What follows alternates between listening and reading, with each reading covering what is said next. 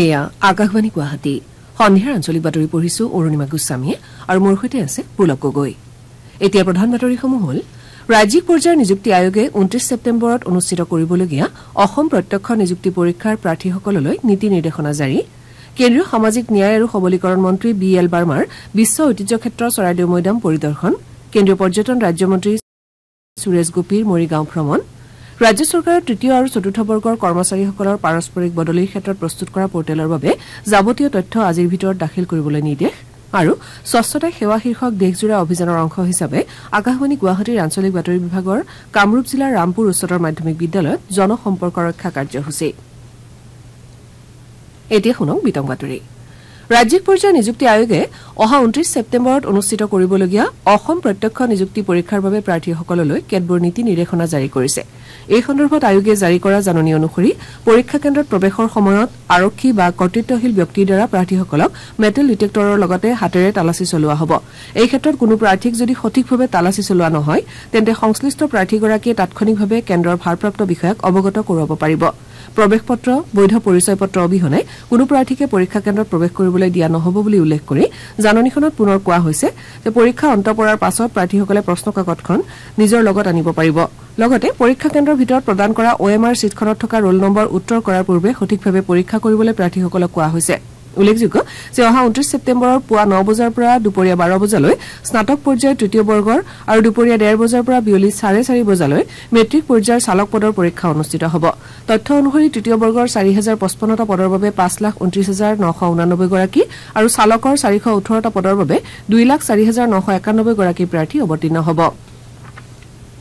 ইফালে যোৱা 15 ছেপ্টেম্বৰত অনুষ্ঠিত উচ্চতৰ মাধ্যমিক পৰ্যায়ৰ তৃতীয় বৰ্গৰ পৰীক্ষাৰ্থীসকলৰ প্ৰশ্ন সম্পৰ্কীয় অভিযোগৰ বাবে আয়োগে অনলাইন পৰ্টেল মুকলি কৰিছে। www.site.sevaonline.org আৰু www.assam.gov.in শীৰ্ষক ৱেবছাইট দুটাৰ জৰিয়তে 28 ছেপ্টেম্বৰ দিনৰ 11:30 বজাৰ পৰা 10 অক্টোবৰৰ ভিতৰত প্ৰাৰ্থীয়ে প্ৰতিটো প্ৰশ্নৰ বিপৰীতে 500 টকা জমা দি প্ৰশ্ন সম্পৰ্কীয় কিবা অভিযোগ থাকিলে সেয়া দাখিল কৰিব পাৰিব। তদুপৰি এই দুয়োটা ৱেবছাইটৰ জৰিয়তে 27 ছেপ্টেম্বৰ দিনৰ 11:30 বজাৰ পৰা 15 অক্টোবৰৰ ভিতৰত 50 টকা আদায় দি নিজৰ OMR চিটৰ ছফ্ট কপি ডাউনলোড কৰিব পাৰিব। কেন্দ্ৰীয় সামাজিক ন্যায় আৰু সবলীকৰণ গ্ৰাহক পৰিক্ৰমা খাদ্য আৰু ৰাজহুৱা বিতৰণ ৰাজ্যমন্ত্ৰী BL বাৰ্মাই আজি বিশ্ব ঐতিহ্য ক্ষেত্ৰ চৰাইদেউ মৈদাম পৰিদৰ্শন কৰে। দুদিনীয়া ভ্ৰমণসূচীৰে চৰাইদেউ জিলাত উপস্থিত হোৱা কেন্দ্ৰীয় মন্ত্ৰীগৰাকীয়ে মৈদাম ক্ষেত্ৰত আহোম স্বৰ্গদেউসকল তথা উপৰি পুৰুষসকলক স্মৰণ কৰি বন্তি প্ৰজ্বলন কৰে। ইয়াৰ পূৰ্বে ঐতিহাসিক মৈদাম ক্ষেত্ৰত উপস্থিত হোৱা মন্ত্ৰীগৰাকীক কেন্দ্ৰীয় পুৰাতত্ব আৰু প্ৰত্নতত্ব সঞ্চালকালয়ৰ ফালৰ পৰা আদৰণি জনোৱা হয়। আজিৰ ভ্ৰমণকালত তেওঁ অলপতে বিশ্ব ঐতিহ্য ক্ষেত্ৰ হিচাপে স্বীকৃতি লাভ কৰা আহোম ৰাজত্বকালৰ মৈদামৰ গঠন ইতিহাস ঐতিহাসিক মূল্য তথা গুৰুত্বৰ বিষয়ে সবিশেষ বুজ লয়। কেন্দ্ৰীয় চৰকাৰৰ পৰ্যটন দপ্তৰৰ ৰাজ্যমন্ত্ৰী সুৰেশ গোপী আজি চৰকাৰী ভ্ৰমণসূচীৰে মৰিগাঁৱত উপস্থিত হয়। জিলাখনত উপস্থিত হোৱাৰ পাছত কেন্দ্ৰীয় মন্ত্ৰীগৰাকীক জিলা আয়ুক্তকে ধৰি জিলা প্ৰশাসনৰ বিষয়া আৰু প্ৰতিনিধিসকলে আদৰণি জনায়। ইয়াৰ পাছতে মন্ত্ৰীগৰাকীয়ে জিলা প্ৰশাসন আৰু আন চৰকাৰী বিভাগৰ উচ্চ পদস্থ বিষয়াসকলৰ সৈতে জিলাখনত বিভিন্ন চৰকাৰী আঁচনি ৰূপায়ণৰ সন্দৰ্ভত এখন পৰ্যালোচনা বৈঠকত অংশগ্ৰহণ কৰে। শ্ৰীগোপীয়ে লগতে জিলাখনৰ লাহৰীঘাট উন্নয়ন খণ্ডৰ ব্ৰহ্মপুত্ৰৰ খহনীয়া প্ৰতিৰোধী ব্যৱস্থাৰ কাম কাজ পৰিদৰ্শন কৰে। তেওঁ লগতে মায়ঙত উপস্থিত হৈ বিভিন্ন পৰ্যটনস্থলী পৰিদৰ্শন কৰাৰ উপৰি জিলাখনৰ চাৰণবিল ৰাজ্যিক জলক্ৰীড়াস্থলী পৰিদৰ্শন কৰে। ইয়াৰ উপৰি মন্ত্ৰীগৰাকীয়ে জিলাখনত ৰাষ্ট্ৰীয় ধঁপাতমুক্ত যুৱ প্ৰজন্ম অভিযান 2.0 আনুষ্ঠানিকভাৱে মুকলি কৰে।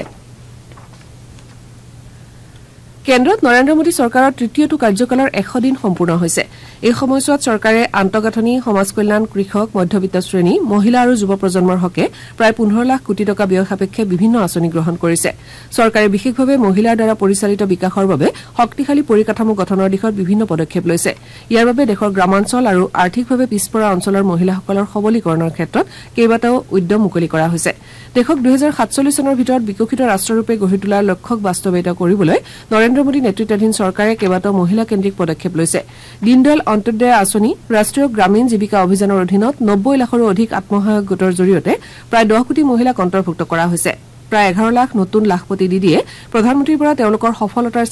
স্বৰূপে প্ৰমাণপত্ৰ লাভ কৰিছে। এই বছৰৰ বাজেটত নাৰী শক্তিক লাভান্বিত কৰাৰ উদ্দেশ্যে 3 লাখ কোটি টকা ধাৰ্য কৰা হৈছে। আনহাতে মহিলাৰ বাবে সন্মান তথা ঘৰৰ মালিকীস্বত্ব সুনিশ্চিত কৰাৰ বাবে প্ৰধানমন্ত্ৰী আৱাস যোজনাৰ অধীনত প্ৰায় 3 কোটি অতিৰিক্ত গৃহ নিৰ্মাণ কৰা হ'ব। তদুপৰি মহিলা উদ্যোগীসকলৰ সবলীকৰণৰ প্ৰতি লক্ষ্য ৰাখি মুদ্ৰা ঋণৰ সীমা 10 লাখৰ পৰা 20 লাখ টকালৈ বৃদ্ধি কৰা হৈছে আনহাতে মহিলা নেতৃত্বাধীন বিকাশৰ ক্ষেত্ৰতো নৰেন্দ্ৰ মোদী চৰকাৰে বিভিন্ন সিদ্ধান্ত লৈছে শিক্ষা উদ্যমশীলতা কৃষি প্ৰযুক্তি আৰু অন্যান্য ক্ষেত্ৰৰ পদক্ষেপৰ জৰিয়তে চৰকাৰে মহিলাসকলৰ সবলীকৰণৰ বাবে বদ্ধপৰিকৰ হৈছে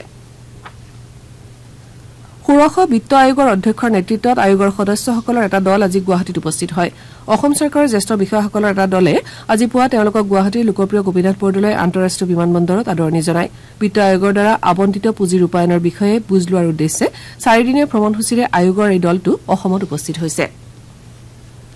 অসম চৰকাৰৰ সামাজিক ন্যায় আৰু সবলীকৰণ সঞ্চালকালয় তথা জ্যেষ্ঠ নাগৰিক কল্যাণ পৰিষদৰ উদ্যোগত ৰাজ্যত আজিৰে পৰা 3 দিনীয়াকৈ প্ৰথমবাৰৰ বাবে জ্যেষ্ঠ নাগৰিকৰ সাংস্কৃতিক সমাৰোহ অনুষ্ঠিত হৈছে জিলা আৰু ৰাজ্যিক পৰ্যায়ত আজিৰে পৰা 27 ছেপ্টেম্বৰলৈ এই সমাৰোহৰ আয়োজন কৰা হৈছে সমাৰোহৰ অংশ হিচাপে জ্যোতি সংগীত বিষ্ণুৰাভা সংগীত আৰু ভূপেন্দ্ৰ সংগীত প্ৰতিযোগিতা আৰু একাংকিকা নাট প্ৰতিযোগিতাৰ আয়োজন কৰা হৈছে 1 অক্টোবৰত আন্তৰ্জাতিক জ্যেষ্ঠ নাগৰিক দিৱসত এই প্ৰতিযোগিতাৰ বিজয়ীসকলক বঁটা প্ৰদান কৰা হ'ব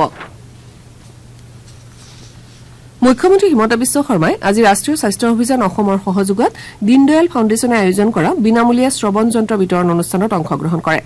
অসম ৱাটাৰ চেণ্টাৰৰ প্ৰেক্ষাগৃহত আয়োজিত অনুষ্ঠানটোত কামৰূপ মহানগৰ কামৰূপ মৰিগাঁও আৰু নলবাৰী জিলাৰ শ্ৰৱণ ক্ষমতা লোপ পোৱা শিশুক সামৰি আৰ্থিকভাৱে দুৰ্বল 200 গৰাকী লোকক শ্ৰৱণ যন্ত্ৰ প্ৰদান কৰা হয় অনুষ্ঠানত দিয়া ভাষণত মুখ্যমন্ত্ৰীয়ে কয় যে দীনদয়াল শ্ৰৱণ ফাউণ্ডেশ্যন ৰাষ্ট্ৰীয় স্বাস্থ্য অভিযান অসম আৰু কোল ইণ্ডিয়া লিমিটেডৰ মিলিত প্ৰচেষ্টাৰে আয়োজিত এই পদক্ষেপ দীনদয়াল উপাধ্যায়ৰ অন্ত্যোদয়ৰ আহ্বান বাস্তৱায়িত কৰাৰ দিশত এটা সাৰ্থক পদক্ষেপ হিচাপে পৰিগণিত হৈছে এনে পদক্ষেপে সমাজৰ দুৰ্বল লোকসকলক সবল কৰি আত্মমৰ্যাদাৰে জীয়াই থকাৰ আদৰ্শ পৰিৱেশ নিৰ্মাণ কৰিব বুলিও তেওঁ মন্তব্য কৰে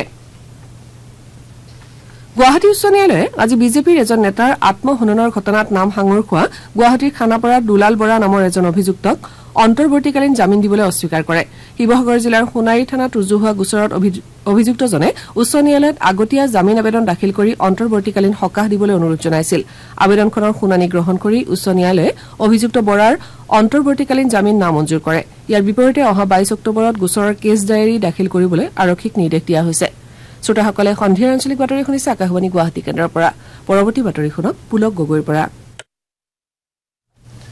অসম চৰকাৰৰ সাধাৰণ প্ৰশাসন বিভাগৰ আয়ুক্ত সচিবে ৰাজ্য চৰকাৰৰ কৰ্মচাৰীসকলৰ পাৰস্পৰিক বদলিৰ ক্ষেত্ৰত প্ৰস্তুত কৰা পৰ্টেলৰ বাবে যাৱতীয় তথ্য আজিৰ ভিতৰত দাখিল কৰিবলৈ সকলো বিভাগৰ জ্যেষ্ঠতম সচিবসকললৈ নিৰ্দেশনা জাৰি কৰিছে নিৰ্দেশনাটোত উল্লেখ কৰা হৈছে যে মুখ্যমন্ত্ৰী হিমন্ত বিশ্ব শৰ্মাই ৰাজ্যৰ কৰ্মচাৰীসকলৰ পাৰস্পৰিক বদলি প্ৰক্ৰিয়া এটা নিৰ্দিষ্ট ব্যৱস্থাৰ মাজলৈ অনাৰ বাবে নতুন ডিজিটেল পৰ্টেল মুকলি কৰাৰ বিষয়ে ঘোষণা কৰিছিল অহা 2 অক্টোবৰৰ পৰা এই পৰ্টেলটো মুকলি হ'ব সেই অনুসৰি অতি জৰুৰীভাৱে যাৱতীয় তথ্য দাখিল কৰিবলৈ নিৰ্দেশনাটোত কোৱা হৈছে উল্লেখযোগ্য যে মুকলি হ'বলগীয়া এই পৰ্টেলৰ জৰিয়তে ৰাজ্যৰ তৃতীয় আৰু চতুৰ্থ বৰ্গৰ কৰ্মচাৰীসকলে অনলাইনৰ জৰিয়তে পাৰস্পৰিক বদলিৰ বাবে আবেদন জনাব পাৰিব ঝাৰখণ্ড বিজেপিৰ সহপ্ৰভাৰীৰ দায়িত্ব থকা অসমৰ মুখ্যমন্ত্ৰী হিমন্ত বিশ্ব শৰ্মাই কৈছে যে সমাগত ঝাৰখণ্ড বিধানসভা নিৰ্বাচনত বিজেপিয়ে জেডিইউ আৰু অল ঝাৰখণ্ড ষ্টুডেণ্টছ ইউনিয়নৰ সৈতে একেলগে প্ৰতিদ্বন্দ্বিতা কৰিব তেওঁ কয় যে আসন আবণ্টনক লৈ কোনো ধৰণৰ মতানৈক্য হোৱা নাই ৰাষ্ট্ৰীয় সাংবাদিকৰ সৈতে হোৱা কথা বতৰাত শ্ৰী শৰ্মাই কয় যে আসন আবণ্টনৰ প্ৰক্ৰিয়া চূড়ান্ত পৰ্যায়ত আছে আৰু অক্টোবৰৰ প্ৰথম পৰ্যায়ত প্ৰাৰ্থী তালিকা ঘোষণা কৰা হ'ব আকাশবাণী গুৱাহাটীৰ আঞ্চলিক বাতৰি বিভাগে আজি কামৰূপ জিলাৰ ৰামপুৰ উচ্চতৰ মাধ্যমিক বিদ্যালয়ত স্বচ্ছতাই সেৱা শীৰ্ষক দেশজোৰা অভিযানৰ অংশ হিচাপে এটা জনসম্পৰ্ক ৰক্ষা কাৰ্যসূচী গ্ৰহণ কৰে উল্লেখযোগ্য যে স্বভাৱ স্বচ্ছতা সংস্কাৰ স্বচ্ছতা শীৰ্ষক স্বচ্ছতা আৰু অনাময় কাৰ্যসূচীৰ দ্বাৰা স্বচ্ছতাই সেৱা নামৰ অভিযান ৰূপায়ণ কৰা হৈছে আজি আকাশবাণী গুৱাহাটীৰ আঞ্চলিক বাতৰি বিভাগে এই কাৰ্যসূচীৰ দ্বাৰা ছাত্ৰ ছাত্ৰীসকলক দৈনন্দিন জীৱনত স্বচ্ছতা আৰু অনাময়ৰ গুৰুত্ব সম্পৰ্কত সজাগ কৰাৰ প্ৰয়াস কৰে ছাত্ৰ ছাত্ৰীসকলৰ মাজত এই উপলক্ষে কুইজ প্ৰতিযোগিতাৰ আয়োজন কৰা হয় বিজয়ী প্ৰতিযোগীসকলক একোটাকৈ ৰেডিঅ' ছেট ট্ৰফি আৰু মানপত্ৰ প্ৰদান কৰা হয় অনুষ্ঠানত পলাশবাৰীৰ বিধায়ক হেমাংগ ঠাকুৰীয়া আৰু পিআইবিৰ উত্তৰ পূব মণ্ডলৰ সঞ্চালক প্ৰধান কে সতীশ নাম্বু দিৰিপাদে অংশগ্ৰহণ কৰে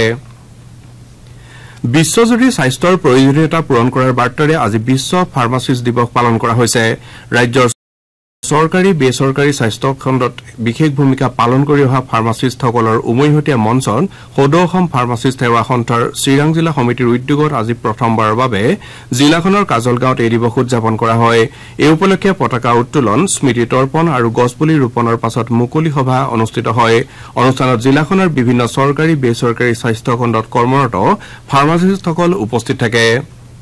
চৰাইদেউ জিলা আয়ুক্তৰ কাৰ্যালয়ত আজি নৱনিযুক্ত আয়ুক্তগৰাকীয়ে জিলাখনৰ ৰূপায়ণ হৈ থকা বিভিন্ন আঁচনি সন্দৰ্ভত সংশ্লিষ্ট বিভাগসমূহৰ জ্যেষ্ঠ বিষয়াসকলৰ সৈতে এখন পৰ্যালোচনা বৈঠকত মিলিত হয় তেওঁ লগতে জিলাখনৰ জ্যেষ্ঠ নাগৰিকসকলৰ উপৰি সামাজিক সাংস্কৃতিক শৈক্ষিক আৰু ক্ৰীড়া জগতৰ সৈতে জড়িত সংগঠনৰ প্ৰতিনিধিৰ সৈতে এখন বৈঠকত মিলিত হয় বৈঠকত আয়ুক্তগৰাকীয়ে জিলাখনৰ বিভিন্ন সমস্যা সন্দৰ্ভত প্ৰতিনিধিসকলক অৱগত কৰাৰ লগতে এই সমস্যাসমূহ দূৰ কৰাৰ বাবে পদক্ষেপ গ্ৰহণ কৰাৰ আশ্বাস প্ৰদান কৰে ৰাষ্ট্ৰীয় পোষণ মাহৰ লগত সংগতি ৰাখি আজি বাক্সা জিলা সমাজ কল্যাণ বিভাগৰ উদ্যোগত আৰু জিলা শিশু সুৰক্ষা গোটৰ সহযোগত এটা সজাগতামূলক কাৰ্যসূচী ৰূপায়ণ কৰা হয় এই উপলক্ষে শিশু আৰু মাতৃৰ স্বাস্থ্য আৰু পুষ্টিদায়ক খাদ্য সন্দৰ্ভত এখন সজাগতামূলক সভা অনুষ্ঠিত হয় সভাত সমাজ কল্যাণ আৰু শিশু সুৰক্ষা বিভাগৰ বহু কেইগৰাকী ব্যক্তিৰ লগতে গুৱাহাটী চিকিৎসা মহাবিদ্যালয়ৰ শিশু ৰোগ বিভাগৰ সহযোগী অধ্যাপকো উপস্থিত থাকে যোৰহাটৰ বৰ্ষাৰণ্য গৱেষণা প্ৰতিষ্ঠানে ডিগবৈ বন সংমণ্ডলৰ সহযোগত দুদিনীয়া কাৰ্যসূচীৰে আজিৰ পৰা ডিগবৈত বনভিত্তিক জীৱিকা অৰ্জন সম্পৰ্কীয় এটি প্ৰশিক্ষণ কৰ্মশালাৰ আয়োজন কৰিছে এই প্ৰশিক্ষণত ৩৫ গৰাকী প্ৰশিক্ষাৰ্থী অংশগ্ৰহণ কৰে এই প্ৰশিক্ষণত বাঁহ হাঁচিগছ কয়লা কৃষি বনানীকৰণ কাঠফুলা বন সংৰক্ষণ আদি বিভিন্ন বিষয়ৰ ওপৰত এই কৰ্মশালাত প্ৰশিক্ষণ দিয়া হয় প্ৰশিক্ষণৰ অন্তত প্ৰশিক্ষাৰ্থীসকলক মানপত্ৰ প্ৰদান কৰা হ'ব সদৌ অসম উকিল সন্থাৰ অষ্টাদশ দ্বিবাৰ্ষিকী অধিৱেশন অহা ২৭ ছেপ্টেম্বৰৰ পৰা তিনিদিনীয়াকৈ পাঠশালাৰ ঐতিহাসিক ভাগৱতী ক্ষেত্ৰত অনুষ্ঠিত হ'ব বজালী জিলা উকিল সন্থাৰ সহযোগত হ'বলগীয়া এই কাৰ্যসূচীত ভালেসংখ্যক বিশিষ্ট ব্যক্তি আৰু জ্যেষ্ঠ অধিবক্তাই অংশ ল'ব বুলি প্ৰকাশ কৰা হৈছে আকাশবাণী গুৱাহাটী কেন্দ্ৰৰ আঞ্চলিক বাতৰি বিভাগে অংশকালীন সংবাদদাতা হিচাপে বজালী বিশ্বনাথ ডিব্ৰুগড় হোজাই কামৰূপ পশ্চিম কাৰ্বি আংলং ধেমাজি আৰু কাছাৰ জিলাৰ বাবে আগ্ৰহী প্ৰাৰ্থীৰ পৰা আবেদন আহ্বান কৰিছে আগ্ৰহী প্ৰাৰ্থীসকলে আকাশবাণীৰ website www.newsonair.gov.in to log in কৰি সবিশেষ তথ্য লাভ কৰাৰ লগতে আবেদন পত্ৰ ডাউনলোড কৰিব পাৰিব প্ৰাৰ্থীসকলে নিজ হাতে নাইবা ডাকযোগে অহা ৩০ ছেপ্টেম্বৰৰ ভিতৰত প্ৰয়োজনীয় নথিসহ the head of office Akashvani Guwahati Chandmari Guwahati ৭৮১০০৩ এই ঠিকনালৈ আবেদন পত্ৰ প্ৰেৰণ কৰিব পাৰিব আকাশবাণী গুৱাহাটী কেন্দ্ৰত অসমীয়া ভাষাৰ সাধাৰণ ঘোষণা তথা শিশু আৰু মহিলা শাখাৰ লগতে হিন্দী নেপালী কাৰ্বি বড়ো চাহ জনগোষ্ঠীৰ অনুষ্ঠান আৰু পাশ্চাত্য সংগীত শাখাত অংশকালীন ঘোষক ঘোষিকাৰ বাবে আগ্ৰহী প্ৰাৰ্থীৰ পৰা আবেদন বিচৰা হৈছে ২০ৰ পৰা ৫০ বছৰ বয়সৰ ভিতৰত স্নাতক ডিগ্ৰীধাৰী প্ৰাৰ্থীয়ে ইয়াৰ বাবে আবেদন কৰিব পাৰিব প্ৰাৰ্থী গুৱাহাটী পৌৰ এলেকাৰ বাসিন্দা হ'ব লাগিব আগ্ৰহীসকলে আকাশবাণী গুৱাহাটীৰ ফেচবুক পেজ এয়াৰ গুৱাহাটীৰ পৰা আবেদন পত্ৰ ডাউনলোড কৰি অথবা আকাশবাণী গুৱাহাটীৰ সমন্বয় শাখাৰ পৰা আবেদন পত্ৰ সংগ্ৰহ কৰি যাৱতীয় নথিৰ সৈতে অহা ৪ অক্টোবৰৰ ভিতৰত জমা দিব লাগিব প্ৰাৰ্থীসকলক লিখিত পৰীক্ষা কণ্ঠস্বৰ পৰীক্ষা আৰু সাক্ষাৎকাৰৰ জৰিয়তে নিৰ্বাচন কৰা হ'ব প্ৰধানমন্ত্ৰী নৰেন্দ্ৰ মোদীয়ে অহা ২৯ ছেপ্টেম্বৰত আকাশবাণীৰ মন কী বাত অনুষ্ঠানৰ যোগেদি দেশ বিদেশৰ জনসাধাৰণৰ আগত মনৰ ভাৱ ব্যক্ত কৰিব এয়া হ'ব অনুষ্ঠানটিৰ ১১৪ সংখ্যক খণ্ড প্ৰধানমন্ত্ৰীয়ে এই অনুষ্ঠানৰ বাবে জনসাধাৰণৰ পৰা দিহা পৰামৰ্শ বিচাৰিছে জনসাধাৰণে ১৮০০-১১৭৮০০ এই শুল্কবিহীন নম্বৰলৈ ফোন কৰি প্ৰধানমন্ত্ৰীলৈ দিহা পৰামৰ্শ আগবঢ়াব পাৰিব তেওঁলোকে লগতে নৰেন্দ্ৰ মোদী এপ অথবা মাইগভ মুকলি মঞ্চৰ যোগেদিও পৰামৰ্শ আগবঢ়াব পাৰিব অনুষ্ঠানটিৰ আসন্ন খণ্ডৰ বাবে পৰহিলৈ পৰ্যন্ত পৰামৰ্শ গ্ৰহণ কৰা হ'ব নতুন দিল্লীৰ মেজৰ ধ্যানচান্দ ৰাষ্ট্ৰীয় ষ্টেডিয়ামত অহা ৩০ আৰু ২৪ অক্টোবৰত ভাৰত আৰু জাৰ্মানীৰ মাজত দ্বিদেশীয় হকী প্ৰতিযোগিতা অনুষ্ঠিত হ'ব ভাৰতীয় হকী দলৰ কেপ্টেইন হৰমনপ্ৰীত সিঙে এই আন্তঃৰাষ্ট্ৰীয় প্ৰতিযোগিতাই ৰাষ্ট্ৰীয় ৰাজধানী তথা দেশত হকী খেলৰ প্ৰতি আগ্ৰহ পুনৰ উজ্জীৱিত কৰিব বুলি আশা প্ৰকাশ কৰিছে উল্লেখযোগ্য যে এটা দশকৰ পাছত নতুন দিল্লীত আন্তঃৰাষ্ট্ৰীয় হকী প্ৰতিযোগিতা অনুষ্ঠিত হ'ব এই প্ৰতিযোগিতাই দেশৰ নৱ প্ৰজন্মৰ মাজত হকীৰ প্ৰতি আগ্ৰহ বৃদ্ধি কৰিব বুলি তেওঁ আশা কৰিছে বাতৰি শেষ কৰাৰ পূৰ্বে প্ৰধান বাতৰিকেইটা আকৌ এবাৰ পঢ়ি দিছো ৰাজ্যিক